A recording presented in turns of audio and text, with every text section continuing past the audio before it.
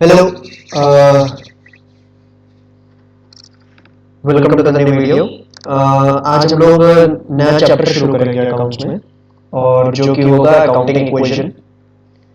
ठीक है, ये आपके सिलेबस का सबसे पहला न्यूमेरिकल चैप्टर है। ठीक है, एग्जाम वेटेज की बात करूं तो इसकी वेटेज होती है 2 to 4 मार्क्स की। ठीक है, इससे न्यूमेरिकल आता है। कभी कभी 6 मार्क्स तक के भी चली जाती है इसकी वेटेज, अगर कोई थ्योरी क्वेश्चन पूछ लिया जाए। ठीक है, सीबीएसई आईएससी दोनों के एग्जाम्स में आता है। चलो, सबसे पहली चीज अकाउंटिंग इक्वेशन होती क्या है? तो अकाउंटिंग इक्वेशन होती है assets is equal to liabilities plus capital. क्या होता है? Assets is equal to liability plus capital, इसको हम अकाउंटिंग इक्वेशन कहते हैं। और ये जो डिराइव की जाती है, हमारी डिराइव की जाती है बैलेंस शीट से। ठीक है, ये किससे डिराइव की जाती है? बैलेंस शीट से। बैलेंस शीट हमारी कुछ इस तरह बनती है।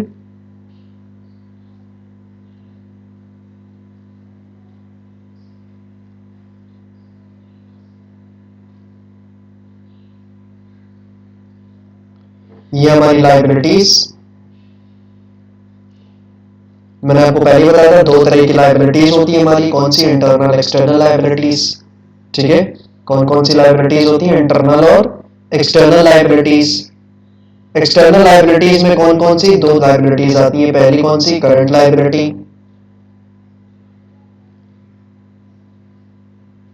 दूसरा नॉन करंट लाइबिलिटी।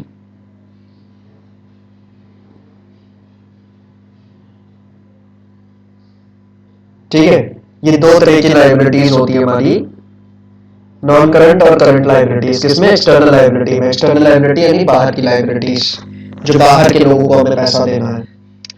और इंटरनल लाइबिलिटी में केवल क्या आता है? कैपिटल और रिजर्व्स। ठीक है, यहाँ पे हम ले लेते हैं कैपिटल्स। ठीक है, तो जब मैं यहाँ पे कह रहा हूँ लाइबिलिटी प्लस कैपिटल, तो यहाँ लाइबिलिटी मेरे कहने का अर्थ क्या है? करंट लाइबिलिटी और नॉन करंट लाइबिलिटी। ठीक है, लाइबिलिटी कहने का मेरा अर्थ है करंट और नॉन करंट लाइबिलिटी, और कैपिटल क्या करना है? इसमें जोड़ देना है। इसका जो बैलेंस आएगा वो मेरे एसेट्स के बराबर होगा। इनका जो बैलेंस आएगा वो मेरे एसेट्स के बराबर होगा। और एसेट्स कितने होते हैं? 2 एसेट्स होते हैं, मैंने बताया था आपको। एक वो एसेट जो हमें साल भर या उससे कम का बेनिफिट देते हैं, वो होते हैं करंट एसेट्स। और जो साल भर से ज्यादा का बेनिफिट देते हैं वो क्या होते हैं? Non current assets.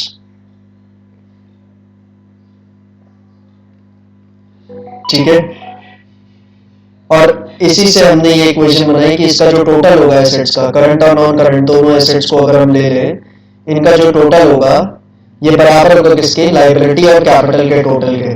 ठीक है, ये बराबर होगा किसके? लाइबिलिटी और कैपिटल के टोटल के। और ये जो टोटल है, इसीलिए कहा जाता है कि बैलेंस शीट का टोटल हमेशा बराबर आता है, क्योंकि अकाउंटिंग इक्वेशन एक बनी हुई है कि जो एसेट्स का टोटल होगा वो लायबिलिटी और कैपिटल के जो टोटल है उसके बराबर आएगा। ठीक है, इसीलिए क्या होगा? ऑलवेज मैच करता है। ठीक है, क्लियर बात है। अब इसके ऊपर जो क्वेश्चंस आते हैं, न्यूमेरिकल्स आते हैं, वो बहुत इजी होते हैं। ठीक है, क्योंकि वो उस पर आपको इस इक्वेशन को ही सेटिस्फाई करना होता है बस, हमेशा इस अकाउंटिंग इक्वेशन को ही। ठीक, तो इसीलिए अकाउंटिंग इक्वेशन की डेफिनेशन क्या है? कि it is a mathematical equation. क्या है ये? मैथमेटिकल इक्वेशन है, जो कि आपको क्या प्रूव करके देती है? Assets is equal to liabilities plus capitals. यानी जो आपकी एसेट्स है वो बराबर किसके हैं? लाइबिलिटी प्लस कैपिटल के। ठीक है, इसको बैलेंस शीट इक्वेशन भी कहा जाता है, क्योंकि थ्रू बैलेंस शीट इसको ड्राइव किया जाता है। ठीक है, क्लियर है ये चीज? तो चलो, अब क्वेश्चंस के जरिए हम सीखेंगे कि आखिर ये अकाउंटिंग इक्वेशन बनाई कैसे जाती है और कैसे इसके न्यूमेरिकल्स किए जाते हैं। तो सबसे पहला न्यूमेरिकल हम उठाएंगे।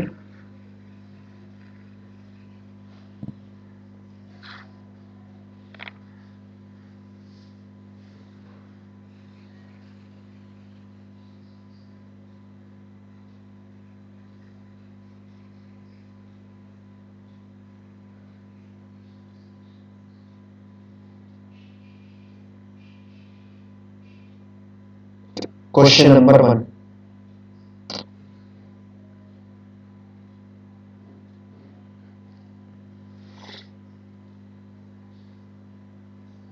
assets is equal to liabilities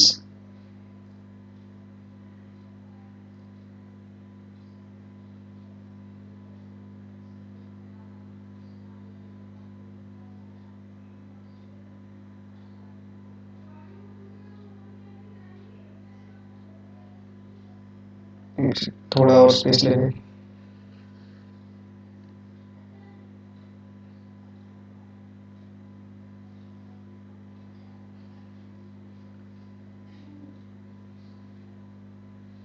assets is equal to liabilities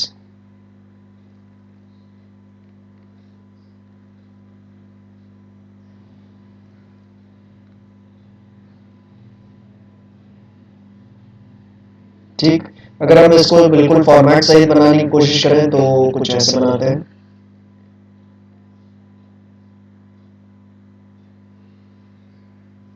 ये इधर बना लेते हैं सीरियल नंबर का कॉलम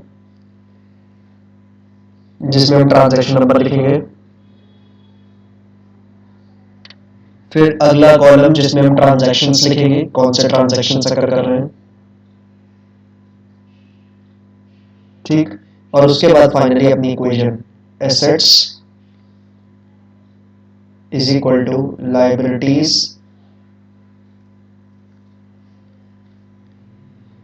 प्लस कैपिटल।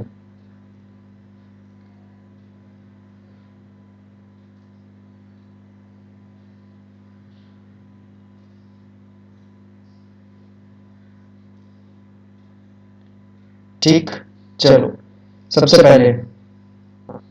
पहला ट्रांजैक्शन है स्टार्टेड बिजनेस एंड इंट्रोड्यूस्ड 1,00,000 रुपए इन कैश।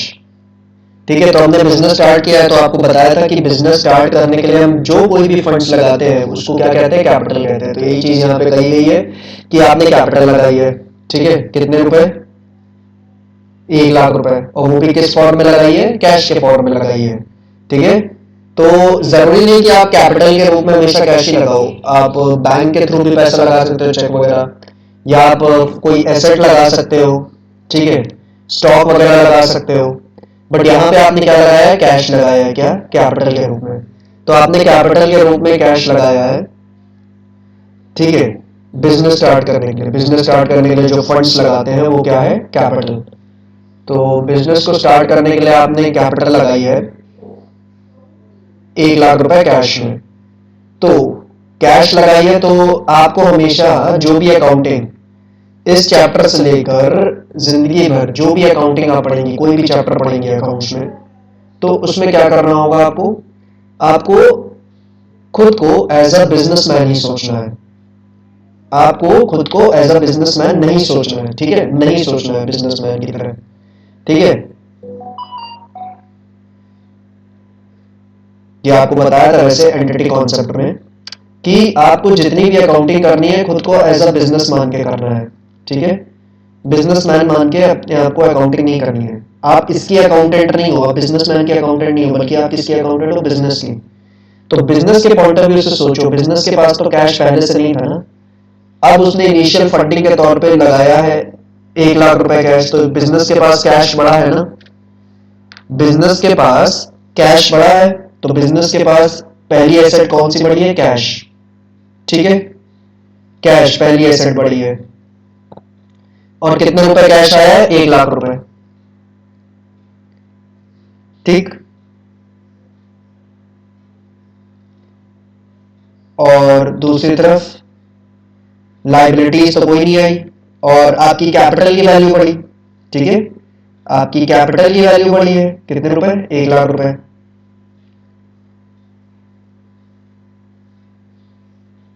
एक तरफ आपकी कैश बढ़ रही है 1,00,000 रुपए जो कि एसेट्स है, दूसरी तरफ आपकी कैपिटल बढ़ रही है 1,00,000 रुपए, ठीक है, जो कि आपकी एक इंटरनल लाइबिलिटी है। तो दोनों तरफ आपका जो है बैलेंस शीट बराबर चल रहा है, ठीक है, इधर भी 1,00,000 रुपए, इधर भी 1,00,000 रुपए, ठीक। बस हमें यही मेंटेन करते हुए चलना है। क्योंकि जब अकाउंटिंग इक्वेशन ही ये कहती है कि एसेट्स बराबर लायबिलिटी प्लस कैपिटल, तो हमको इसको सेटिस्फाई करते हुए बस चलना है। ठीक है, तो इसीलिए एसेट्स में 1 लाख रुपए बढ़ा है, तो लायबिलिटी कैपिटल में भी 1 लाख रुपए बढ़ रहा है, या फिर मैं कहूँ तो लायबिलिटी साइड भी 1 लाख रुपए बढ़ रहा है। नील चेंज आया है लायबिलिटी में, इसमें कोई चेंज नहीं आया। ठीक, तो फर्स्ट ट्रांजैक्शन आपका क्या था? Business started with cash.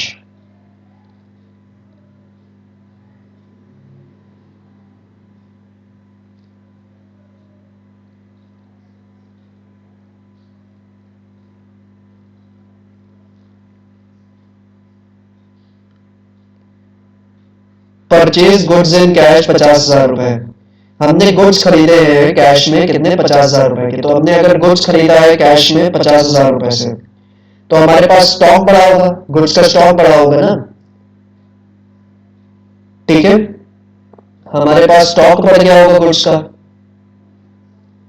तो कितने रुपए के गुड्स खरीदे? 50,000 के, तो 50,000 के स्टॉक का गुड्स आ गया। ठीक, क्लियर है? और 50,000 आपके पास से कैश कम हो गई होगी, 50,000 आपके पास से कैश कम हो गई होगी। लाइबिलिटी और कैपिटल में कोई चेंज नहीं आया होगा इसमें। ठीक, एक तरफ आपकी एक एसेट बढ़ी है तो दूसरी एसेट कम हो गई है इस बार। पिछली बार क्या हुआ था? एक एसेट बढ़ी थी तो एक लाइबिलिटी बढ़ रही थी। इस बार क्या हुआ? एक एसेट जितनी अमाउंट से बढ़ी है और दूसरी एसेट उतनी ही अमाउंट से कम हो गई है। ठीक है, क्योंकि आपने गुड्स खरीदे हैं कैश में, तो आपका स्टॉक बढ़ेगा, स्टॉक बढ़ेगा तो कैश कम होगा, तो एक एसेट बढ़ रहा है, एक एसेट कम हो रहा है उतनी ही अमाउंट से। तो रेट्रोस्पेक्टिव इफेक्ट क्या आ रहा है? बराबर ही आ रहा है। ठीक, ये सेकंड ट्रांजैक्शन को रिकॉर्ड करते हैं।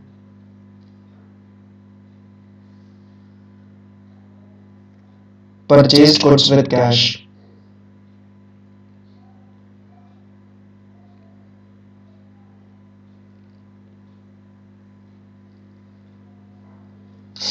ठीक है,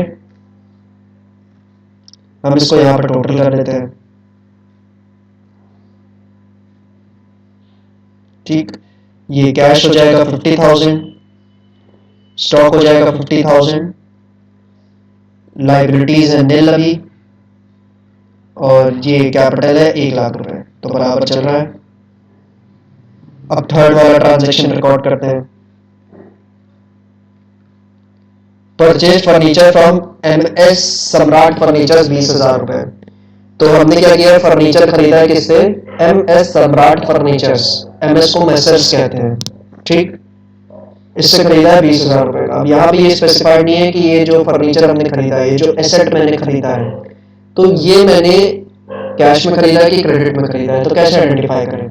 अगर यहाँ पे लिखा होता इन कैश या फॉर कैश क्लियरली, तो हम इसको कैश परचेज मानते हैं।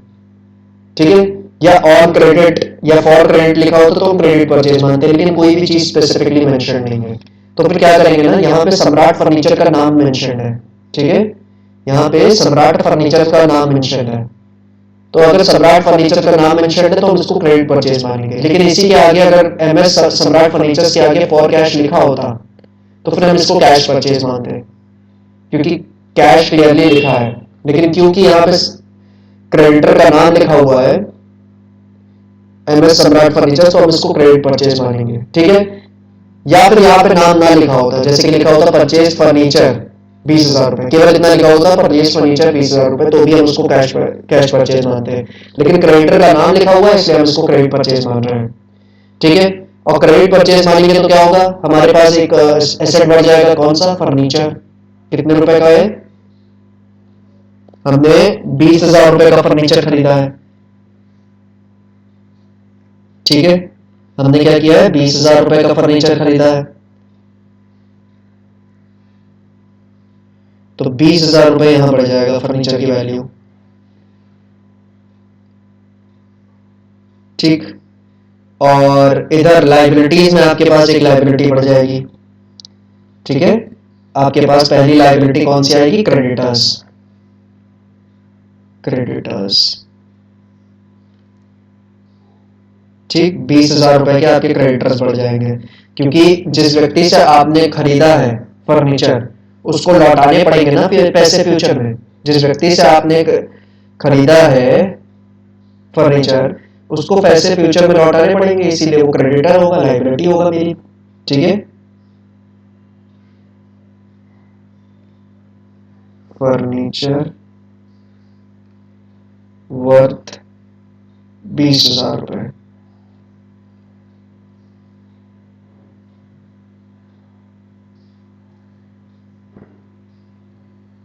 50,000 रुपए, 50,000 रुपए,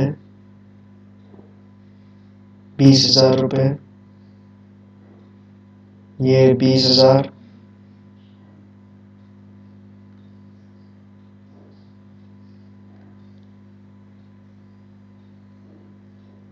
प्लस 1,00,000।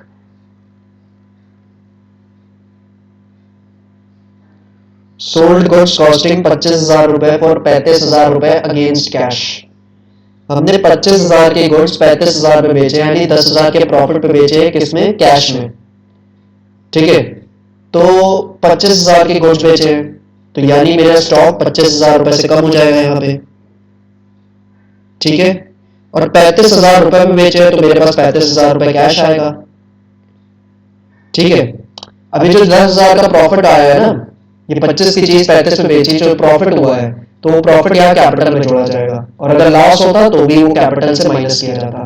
तो प्रॉफिट और लॉसेस हम क्या करते हैं? कैपिटल से एडजस्ट करते हैं उसको। ठीक है, जो भी प्रॉफिट लॉस होता है वो कैपिटल से एडजस्ट किया जाता है। ठीक, चलो फिर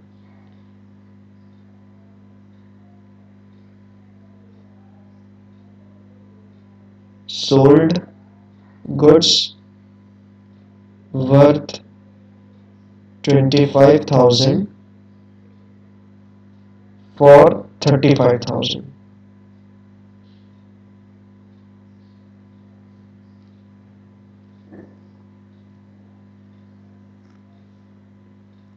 ठीक है, अब टोटल करते हैं, ये हो जाएगा 85,000, ये बचा है 25,000 का स्टॉक, फर्नीचर है 20,000 का, क्रेडिटर्स है 20,000 के, और आपके पास कैपिटल है 1,10,000 की। Last, paid MS Samrat furnitures in cash. आपने एमएस सम्राट फर्नीचर्स को पेमेंट कर दिया कैश में, तो एमएस सम्राट फर्नीचर से हमने क्या किया था? एमएस सम्राट फर्नीचर से हमने 20,000 रुपए का फर्नीचर खरीदा था, तो उसको पेमेंट कर दिया, यानी उसके पूरे 20,000 रुपए चुका दिए हैं। तो उसके पूरे 20,000 रुपए चुका दिए, तो उसकी लाइबिलिटी खत्म हो जाएगी यहाँ से। ठीक है, तो यहाँ से 20,000 ये माइनस हो जाएंगे, और 20,000 रुपए कैश में दिए हैं, तो 20,000 यहाँ से माइनस होगा कैश में से। ठीक है, बाकी चीजें as it is.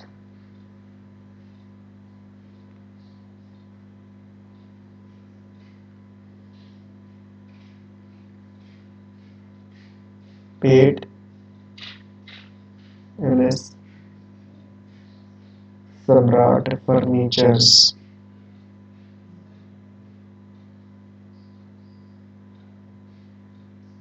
In cash.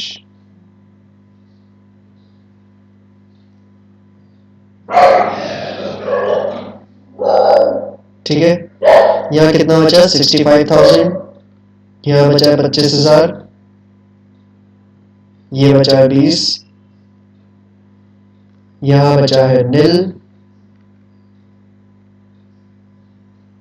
और ये बचा है 1,10,000 रुपए।